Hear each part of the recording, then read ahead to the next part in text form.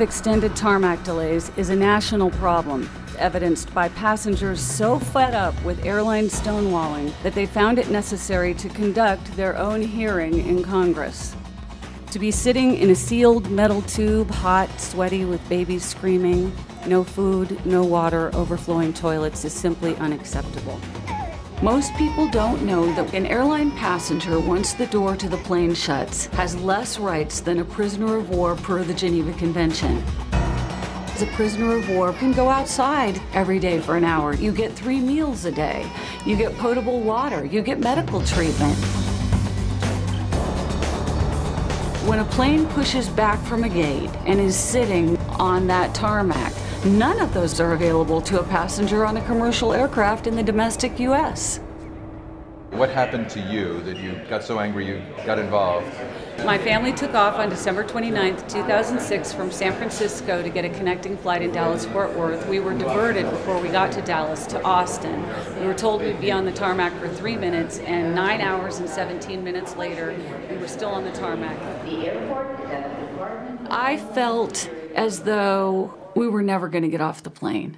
Literally, a switch went off for me, and I said, I'm never going to go through this again. It's been happening 300,000 times a year to people. And once I get off this plane, I'm going to fight this. The unfortunate experience that Kate had led to action.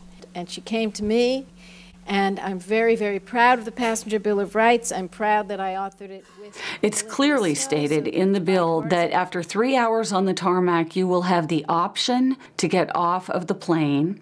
And it doesn't mean the plane has to turn around and go back to the gate. A bus can go get you. You will have access to potable water, food, hygienic toilets, medicine, clean trash receptacles, and temperature control.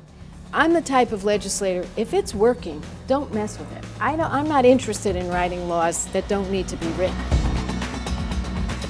We landed in Rochester, and we proceeded to sit on the runway all night, from midnight till 6 in the morning.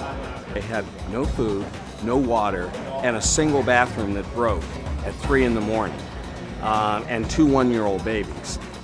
But by the way, to the terminal, which was 50 yards away. We then ran out of water, the toilets were full, had a few bags of peanuts to eat, and a few bottles of water for the next 5 hours. There were babies, young children, an elderly who had not eaten for 11 hours, and a woman who went into an insulin reaction. What bothers me was nobody was able to stand up and say, yes, something went wrong. Nobody was able to accept responsibility. The airline, they don't care.